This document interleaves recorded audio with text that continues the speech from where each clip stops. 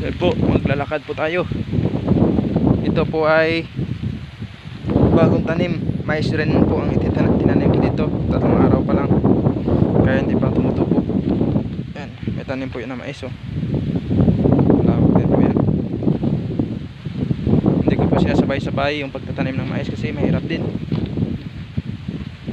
Time management lang yung ginagawa ko po, mga ka-vloggers. Yan, yan mga tanim po na niyog. Malakas po ang hangin dito. Yan, ibaba. Mga saging ko na po. Hindi naman na tamaan ng hangin. Yan, oh.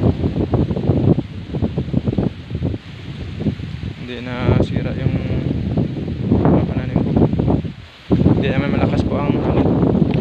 Yun, yung mais ko ay tinataniman ko ng saging at saka niyog.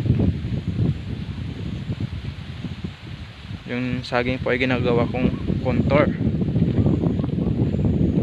para po iwas sa landslide. Yan, doon sa kabila. Yan po. Yan, punta pa tayo doon. Punta tayo sa avocado. Yung avocado na ito ay matagal na po ito. Hindi pa po ako tao, nandito na po nakatayo itong avocado na ito. Mahigit na itong century na po ang edad ng avocado na ito, eh. Masarap po ito, mga ka-vloggers. Malagkit po yung bunga nito. Yan po, titingnan natin kung gaano kalaki yung puno ng avocado namin dito. Ayan, i-share ko sa inyo, mga ka-vloggers, oh. Yan po. Yan po ang avocado na mahigit na 100 taon. Yan, oh. Yun yung puno niya. Parang kasing laki na po na yan ng drum. Malaki po yung ka-vloggers, oh. Yan, oh. Yan. Yan yung avocado. Yan naman po ang mga niyog. Yan.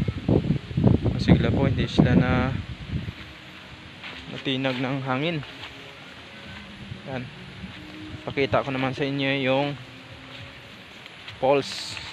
Malayo po yung poles, pero napapansin nyo, mga ka-vloggers, so dun sa malayo may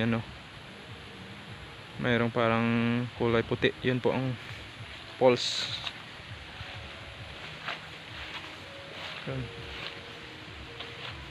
Yan po yung view dito sa amin. Marami po akong tanim na lubi dito. Punta po tayo doon sa ulunhan. Marami po dito yung badyang, yung tawag dito sa amin badyang, yung binibenta sa online, oh. Dito hindi pinapansin, ginagapas lang po namin ito.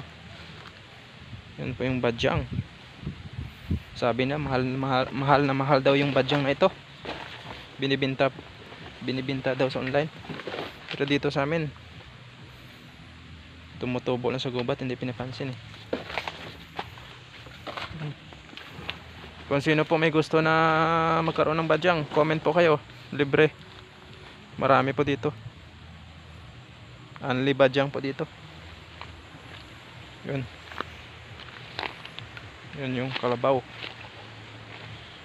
Kalabaw ko po yan. Kukunin natin yung kalabaw. Yan yung kalabaw. Yung kalabaw.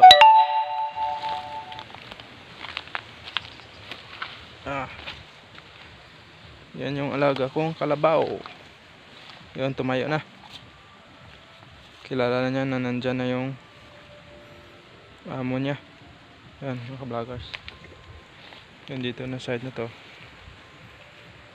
Nakikita natin yung view. Yung view ng kabundukan, oh. Nandun yung falls malayo. Tapos yung ilog nandun naman sa ibaba. Yun, oh, maraming bunga yung niyog ko, mga ka-vloggers. Mga ka-vloggers, don't forget to subscribe Thanks po sa panonood. Until next time. Bye bye.